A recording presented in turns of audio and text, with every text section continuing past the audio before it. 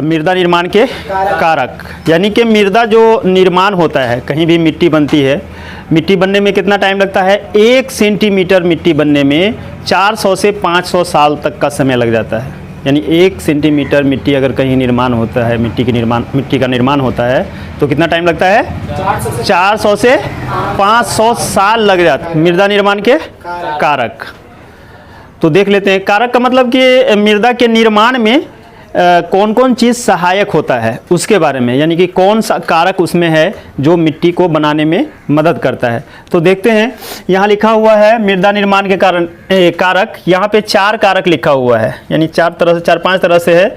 इसमें सबसे पहला देख लेते हैं, चट्टान के बारे में कह रहा है। चट्टान जो है ये क्या है?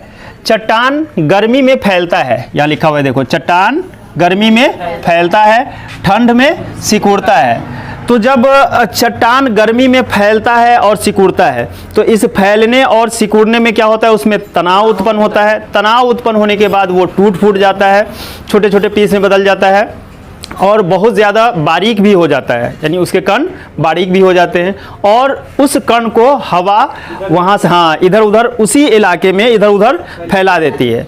तो ये पहला कारक है। तो वही इसमें लिखा हुआ है कि गर्मी में फैलता है, ठंड में सिकुड़ता है, जिसके कारण इसमें तनाव उत्पन्न होता है। किसमें? चट्टान में तनाव उत्पन्न होता है और वह टूट जाता है। चट्टान टूट जाता है, टूटने के बाद वो छोटे छोटे कणों में विभक्त हो जाता है और उस कण को हवा इधर उधर फैला देती है। ये सबसे पहला कारक है। दूसरा देख लेते हैं, चट्टानों की दरारों में जल जमाव। अब चट्टान है तो चट्टान में दरार भी होता है। पहाड़ी इलाके में जाओगे, चट्टान वगैरह पे जाओगे तो देखोगे कि चट्टानों में दरार भी होते हैं। तो उसमें क्या होता है? वर्षा का पानी उसमें जम जाता है। तो ठंड में क्या होता है कि वो बर्फ बन जाता है और गर्मी में क्या हो जाता है? वो वाष्पित हो जाता है। तो इस प्रक्रिया में, यानी कि बर्फ बनने और वाष्पित होने की प्रक्रिया में चट्टान पे दबाव पड़ता है। दबाव पड़ने के बाद क्या होता है? वो टूट फूट जाता है, छोटे छोटे कणों में विभक्त हो जाता है और हवा फिर उसको इधर उधर फैला देती है। तो ये दूसरा कारक है। तीसरा है तेज वर्षा। तेज वर्षा जल से कटाव। तेज वर्षा जल से कटाव का क्या मतलब हुआ कि चट्टानी इलाकों में जब काफ़ी तेज़ बारिश होती है, जिस इलाके में चट्टानी इलाकों में ही मृदा का निर्माण अक्सर होता है, तो जिस इलाके में चट्टान होता है वहाँ काफ़ी तेज़ बारिश होती है, तो वो तेज़ बारिश की जो बूंदें हैं वो तेज़ी से, यानी काफ़ी ज़ोर से पड़ती है किस पे? चट्टान पे। और उससे क्या होता है? धीरे धीरे उसका कटाव होता है और बारिश का जो पानी है उस कण को इधर उधर फैला देता है। तो एक तो ये भी कारक हो गया। अब अगला क्या है? अगला है कि रासायनिक प्रक्रिया द्वारा। तो रासायनिक प्रक्रिया द्वारा भी मृदा का निर्माण होता है। उसमें मृदा के निर्माण में रासायनिक प्रक्रिया भी सहायक है। तो क्या क्या होता है वो देख लेते हैं कि जब पानी है, ऑक्सीजन, पानी, ऑक्सीजन और कार्बन डाइऑक्साइड, ये 3 चीज़, पानी, ऑक्सीजन और कार्बन डाइऑक्साइड, ये तीनों मिलकर चट्टान से अभिक्रिया करता है। तीनों मिलकर चट्टान से अभिक्रिया करता है और चट्टान को मुलायम बना देता है। जब चट्टान मुलायम बन जाता है तो उस पर क्या होता है? हल्का हल्का पाउडर टाइप का हो जाएगा। उस पर अगर उंगली से जाके ऐसे घसोगे तो तुम्हारे उंगली में पाउडर टाइप का लग जाता है। तो जब तेज़ बारिश होती है या तेज़ हवा चलती है तो उस कण को इधर उधर फैला देता है, आसपास के इलाके में फैला देता है, जो कि मृदा के निर्माण में सहायक होता है। एक तो वो हो गया। दूसरा है वर्षा काल में जब बिजली चमकती है। वर्षा जब बारिश होती है, अपने इलाके में भी जब बारिश होती है, मेघ लगता है तो बिजली चमकती है। तो चट्टानी इलाके में भी जब बारिश का समय होता है, यानी वर्षा काल में जब बारिश होती है तो बिजली चमकती है। बिजली चमकने से क्या होता है कि नाइट्रोजन और चट्टान दोनों अभिक्रिया करता है। वही यहाँ लिखा हुआ है कि बिजली चमकने पर नाइट्रोजन चट्टान से अभिक्रिया करता है। चट्टान से अभिक्रिया कर अनेक प्रकार के लवण बना लेता है। कौन बनाता है लवण? नाइट्रोजन जब चट्टान से अभिक्रिया करता है। कब? जब बारिश होती है।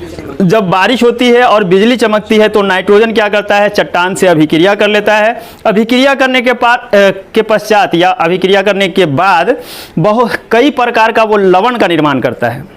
अब वो लवण क्या काम करता है? तो चट्टान को मुलायम बना देता है।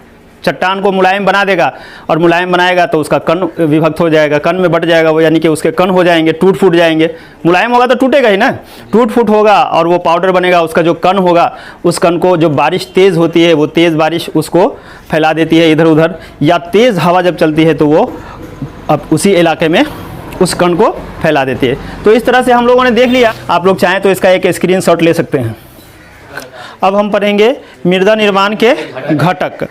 तो एक दोकुचेव वैज्ञानिक थे, तो उनके अनुसार मृदा निर्माण के 5 प्रमुख घटक हैं। तो देख लेते हैं कि कौन कौन सा 5 प्रमुख घटक हैं। सबसे पहला है स्थानीय जलवायु।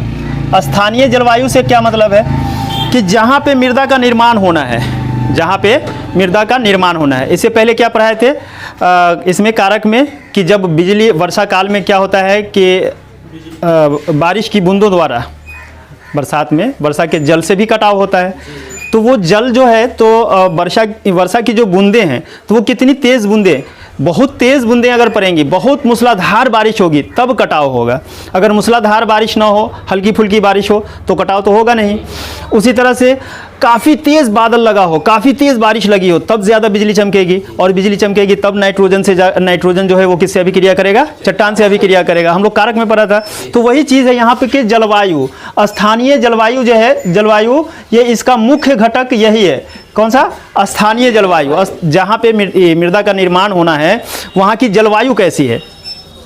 ये वर्षा के दिनों में काफ़ी तेज़ वर्षा होती है, ठंडी के दिनों में काफ़ी तेज़ ठंड पड़ती है कि नहीं पड़ती है, गर्मी के दिनों में काफ़ी तेज़ गर्मी पड़ती है कि नहीं पड़ती है। काफ़ी तेज़ गर्मी पड़ेगी तो पत्थर का फैलाव होगा, यानी चट्टान में फैलाव होगा। काफ़ी तेज़ अगर ठंड पड़ेगी तो जो दरार में पानी रहेगा, चट्टान के दरार में जो पानी रहेगा तब जाके जमेगा वो, और काफ़ी तेज़ गर्मी होगी तब जाके वो वाष्पित होगा। तो ये सब बहुत अहम है किस चीज़ के लिए? मृदा के निर्माण के लिए। तो मृदा के निर्माण के जो घटक है 5, दोकुचेव के अनुसार 5 प्रमुख घटक हैं। उसमें सबसे पहला घटक जो है और सबसे प्रमुख घटक है वो कौन है? स्थानीय जलवायु। दूसरे नंबर पे आता है पूर्ववर्ती चट्टान और खनिज लवण। तो वहाँ जो चट्टाने हैं वो चट्टान कैसा है, चट्टान कैसा है, बहुत पुराना है, यानी पहले से, बहुत पहले से वो चट्टान है, या नया नया चट्टान का निर्माण हुआ है। तो नया पत्थर जो होता है वो जल्दी टूट फूट नहीं होता है, काफ़ी मजबूत होता है। बहुत पुराना पत्थर होगा, यानी कि पूर्ववर्ती चट्टान, यानी बहुत पहले से वो चट्टान है वहाँ पे, तो वो मुलायम हो पाएगा, और मुलायम होगा तब उसके कण जो वो टूट फूट होगा, और तब उसके छोटे छोटे कण होंगे और वो उसको हवा इधर उधर फैला देगी। तो ये भी एक क्या है, घटक है। मृदा निर्माण का दूसरा घटक क्या है? पूर्ववर्ती चट्टान और खनिज लवण वहाँ पे होना चाहिए। उसके बाद तीसरा है वनस्पति और जीव, क्योंकि इससे पहले हमने पढ़ा है कि मृदा में वनस्पति और जीव भी होते हैं। मृदा का जो ऊपरी परत होता है, आगे हम लोग पढ़ेंगे संरचना, तो उसमें जैविक पदार्थ होते हैं। हालांकि मृदा को जैविक पदार्थ ही माना गया है, तो उसमें जैविक पदार्थ होते हैं, और वहाँ पे क्या वनस्पति के सड़े गले अवशेष उसमें पाए जाते हैं। तो वहाँ पे वनस्पतियाँ हैं या नहीं है, वहाँ जीव जंतु हैं या नहीं है, वो चीज़ भी इसका घटक में शामिल है। फिर उसके बाद भू आकृति कैसी है, और उसकी ऊंचाई जो है वो समुद्र तल से ऊंचाई कैसी है, उसकी भू आकृति कैसी है, कहीं ऊंचाई है और कहीं पे नीचा है। चट्टान जो है तो चट्टान ऊंचा है, उसके आसपास की जो ज़मीन है वो नीची ज़मीन है, तो चट्टान टूट फूट होगा तो वहाँ से हवा उसको या पानी जो है क्या करेगा, उसके कण को बहा के निचली भूमि में ले जाएगा। तो ये भी उसका एक घटक है कि वहां पे जो जमीन की आकृति है वो कैसी है, और उसकी ऊंचाई जो है वो समुद्र तल से कितनी ऊंचाई है।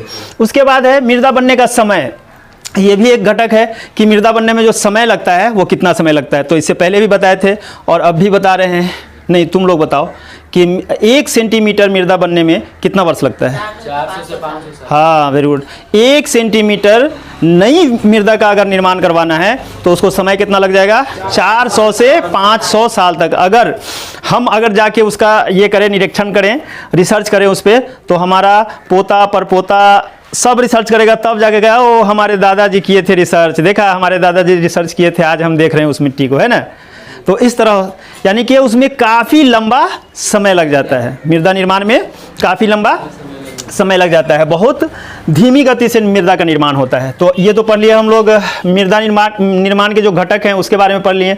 मुख्य रूप से 2 ही घटक है, एक स्थानीय जलवायु और एक पूर्ववर्ती चट्टान। ये दोनों बहुत महत्वपूर्ण है, ये अगर ना हो तो फिर वहाँ पे मृदा का निर्माण नहीं होगा, अपने एरिया में मृदा का निर्माण नहीं होगा, क्योंकि अपने एरिया में जो है ये पठार नहीं है, यानी कि चट्टान नहीं है, अपने एरिया में चट्टान नहीं है।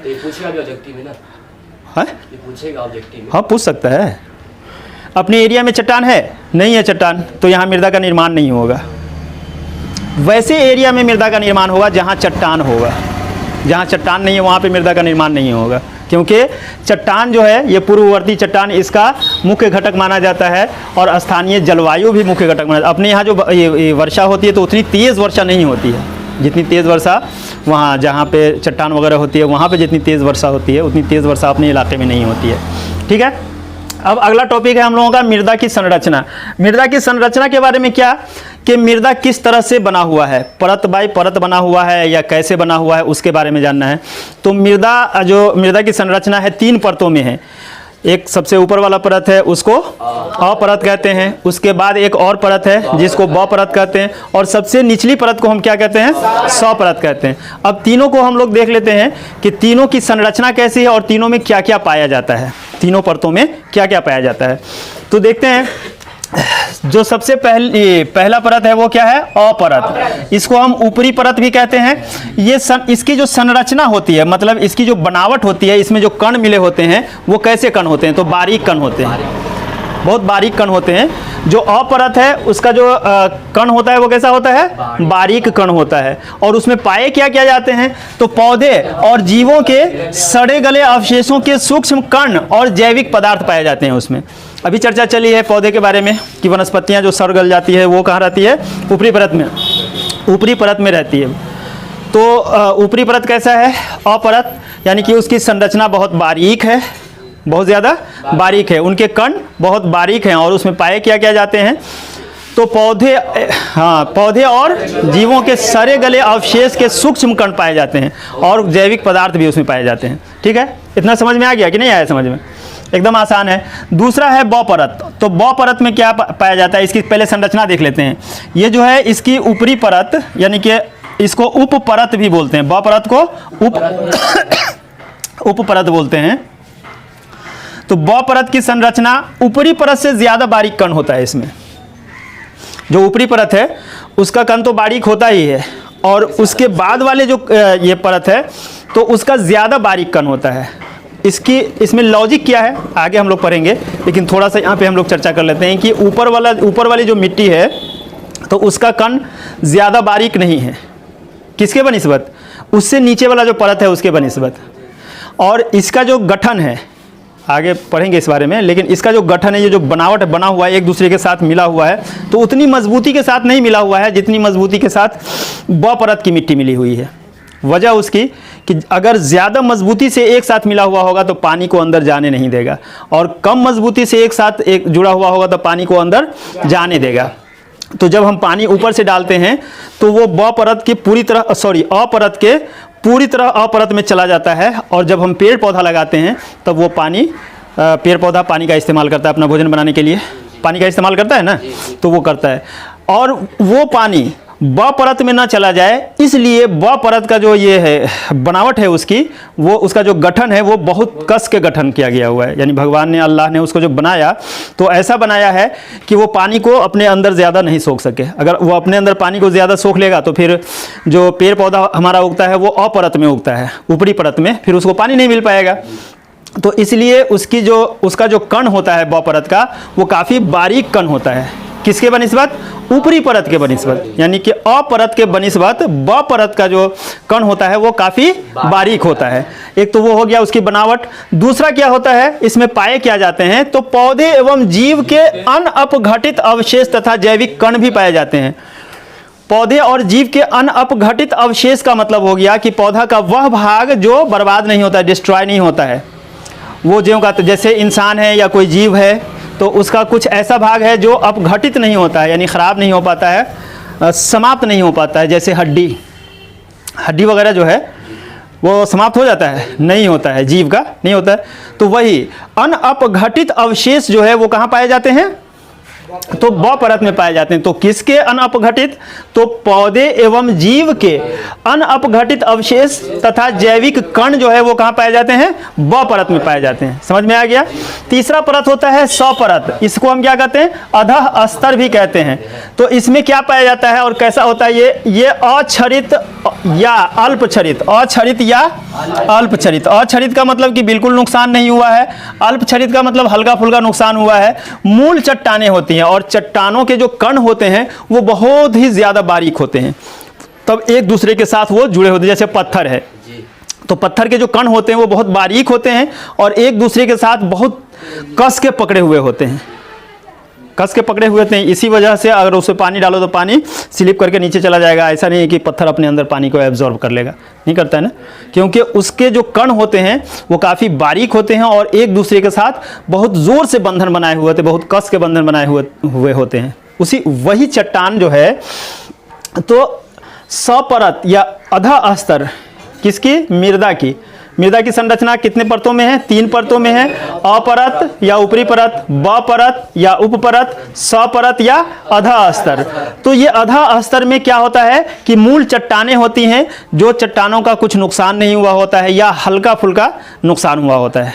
ठीक है, समझ में आ गया। अब चलते हैं हम लोग अगले स्लाइड की तरफ। आप लोग चाहें तो इसका एक स्क्रीनशॉट ले सकते हैं।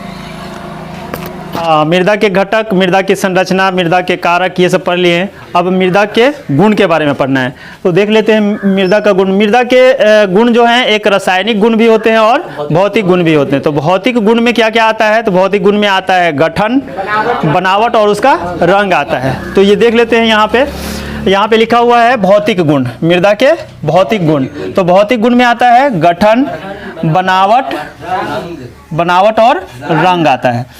तो सबसे पहले हम देखते हैं गठन। गठन जो है वो कणों के आकार पर निर्भर करता है। गठन का मतलब क्या हुआ, वो उसके जो कण हैं एक दूसरे के साथ किस तरह से गठित हैं, एक दूसरे के साथ किस तरह से पकड़ बनाए हुए हैं, उसके बंधन बनाए हुए हैं, तो वो कणों के आधार पे होता है। तो पहले हम ये जान लें कि कण कितने प्रकार का होता है, किस किस तरह के कण होते हैं। तो एक होता है कंकड़ होता है, एक बालू होता है, बालू के बाद ढेला भी कण है और उसके बाद भुरभुरा कण भी होता है। तो किस कण से क्या चीज़ बनता है, कौन सी मिट्टी बनती है, वो आगे हम देखते हैं। तो इसमें यह वही लिखा हुआ है जो इसका कण है। कण कौन कौन से हैं, तो कंकड़ इसका कण है, बालू कण है, ढेला भी इसका कण है और भुरभुरा भी कण होता है। अब मिट्टी की जो बनावट होती है तो वो कण के आधार पे होता है। तो कण के आधार पे जो बनावट है तो वो एक हो गई बलुई मिट्टी, एक होती है बलुई मिट्टी, दूसरा है लोम मिट्टी या दोमट मिट्टी और तीसरी है चिकनी मिट्टी। तो अब इस तीनों के बारे में जानते हैं। बलुई मिट्टी जो होते हैं तो उसके कण क्या होते हैं, बड़े बड़े कण होते हैं। बलुई मिट्टी के कण बड़े बड़े और अलग होते हैं, इसीलिए जब बालू पे पानी डालोगे तो पानी क्या होता है, सीधा डायरेक्ट नीचे चला जाता है। तो लोग कभी तुम लोग इस पे गौर नहीं किए होगे कि किस तरह से वो पानी जैसे बालू पे डालते हैं तो लगातार पानी काहे नीचे चला जाता है। तो उसकी वजह यही होती है कि उसके कण अलग अलग होते हैं और बड़े बड़े होते हैं। और उसमें बलुई मिट्टी जो होती है उसमें खेती अच्छी नहीं होती है, फसल अच्छे नहीं उगते हैं। वजह उसकी कि उसमें बहुत ज़्यादा सिंचाई करनी पड़ेगी, पानी बहुत ज़्यादा उसमें डालना पड़ेगा, क्योंकि जैसे ही पानी डालते हैं तो पानी नीचे चला जाता है, तो बहुत ज़्यादा पानी डालना पड़ेगा। इस वजह से वो जो खेती के लिए अच्छी नहीं होती है बलुई मिट्टी। दूसरी मिट्टी है क्या है, लोम या दोमट मिट्टी। तो लोम या दोमट मिट्टी जो है उसके कण जो होते हैं वो इससे बारीक होते हैं, बालू के कण से बारीक होते हैं और एक दूसरे के साथ जुड़े हुए रहते हैं, चिपके हुए रहते हैं। इसमें क्या होता है कि इसमें जब पानी हम डालेंगे तो पानी वो नीचे तो चला जाता है, लेकिन ऐसे नहीं जाता है नीचे कि वो पूरी तरह से नीचे चला जाए। जिस तरह से बालू में पूरी तरह नीचे चला जाता है, ये अपने अंदर समा लेता है पानी को। बालू क्या करता है, बालू डायरेक्ट नीचे भेज देता है पानी को, लेकिन दोमट मिट्टी जो है वो अपने अंदर पानी को जज्ब कर लेता है, सोख लेता है, ताकि जब उस पर हम पौधा लगाएं या कोई भी चीज़ लगाते हैं, साग सब्जी फल वगैरह कुछ भी लगाते हैं, तो क्या होता है वहाँ से वो पानी लेता है और उसमें फसल अच्छी होती है। तो दोमट मिट्टी पे फसल सबसे अच्छी होती है। तीसरी मिट्टी होती है चिकनी मिट्टी। तो चिकनी मिट्टी की बनावट कैसी होती है, उसके जो कण होते हैं वो दोमट मिट्टी के कण से भी ज़्यादा बारीक होते हैं और एक दूसरे के साथ उससे भी ज़्यादा मजबूती से जुड़े हुए होते हैं। तो इसीलिए चिकनी मिट्टी में पानी ज़्यादा अंदर नहीं जाता है, पानी बहुत कम उसके अंदर जा पाता है और पानी वहाँ से स्लिप करके निकल जाता है। तो इसलिए चिकनी मिट्टी भी जो है वो फसल के लिए अच्छी मिट्टी नहीं मानी जाती है। चिकनी मिट्टी में पानी ज़्यादा अंदर नहीं जाता है और जब धूप आएगा, वर्षा के दिनों में तो पानी रहेगा उस पर थोड़ा सा, लेकिन जब जैसे ही धूप उस पर पड़ेगी तो पानी क्या है वो वाष्पित होकर उड़ जाता है और उसमें दरार पड़ जाता है, फट जाता है। देखे होगे तुम लोग खेत में। तो 3 तरह की मिट्टी हुई, एक हुई बलुई मिट्टी, लोम मिट्टी या दोमट मिट्टी और एक चिकनी मिट्टी। तो ये चिकनी मिट्टी और ये बलुई मिट्टी, ये दोनों फसल के लिए अच्छी नहीं होती है, लेकिन लोम मिट्टी जिसको हम दोमट मिट्टी कहते हैं ये फसल के लिए बहुत अच्छी होती है। अब इसकी बनावट हम देख लेते हैं, क्या बनावट क्या कह रहा है। तो बनावट जो है बनावट से कणों के सजावट का पता चलता है। अभी बताया ना कि बालू मिट्टी के जो कण होते हैं वो अलग अलग है, उस मतलब अलग अलग सजे हुए हैं, लेकिन दोमट मिट्टी के जो कण हैं वो क्या है, एक दूसरे से पकड़े हुए हैं। लेकिन चिकनी मिट्टी के जो कण हैं वो एक दूसरे से बहुत ज़्यादा मजबूती से पकड़े हुए हैं, हाँ कस के पकड़े रहते हैं और बहुत बारीक कण होते हैं। ठीक है, समझ में आ गया। उसके बाद है रंग। रंग से मिट्टी की प्रकृति का पता चलता है कि मिट्टी कैसी है। अगर रंगहीन मिट्टी है, मिट्टी में कोई रंग नहीं है, तो इसका मतलब है कि उसके अंदर कम जीवाश्म है। रंगहीन मिट्टी है तो उसके अंदर जीवाश्म कम है, और जीवाश्म अगर ज़्यादा है तो उस मिट्टी का जो रंग होता है तो उसका रंग भूरा या काला होता है, यानी कि मिट्टी भूरी होगी या काली होगी। तो इससे क्या पता चला, मतलब कि इसमें ज़्यादा जीवाश्म होता है। छोटे छोटे जीव होते हैं, सूक्ष्म जीव जो उसके अंदर पाए जाते हैं, हाँ सूक्ष्म जीव। ठीक है। और उसके बाद एक मिट्टी होती है पीली मिट्टी, या इसको हम लाल मिट्टी भी कहते हैं। कहीं कहीं मतलब लाल मिट्टी हो जाती है और कहीं कहीं पीली मिट्टी हो जाती है। तो ये पीली मिट्टी और लाल मिट्टी से पता चलता है कि उसके अंदर लौह पदार्थ मिला हुआ है। या इसको अगर तुम उल्टा पढ़ना चाहो तो ऐसे कह सकते हो कि अगर जिस मिट्टी में कम जीवाश्म होगा तो वो मिट्टी रंगहीन होगी, जिस मिट्टी में ज़्यादा जीवाश्म होगा वो मिट्टी भूरी होगी या काली होगी, और जिस मिट्टी में लौह पदार्थ मिला हुआ होगा वह मिट्टी पीली या लाल होगी। समझ में आ गया। ठीक है, तो अगले स्लाइड की तरफ चलते हैं। आप लोग चाहें तो इसका एक स्क्रीनशॉट ले सकते हैं।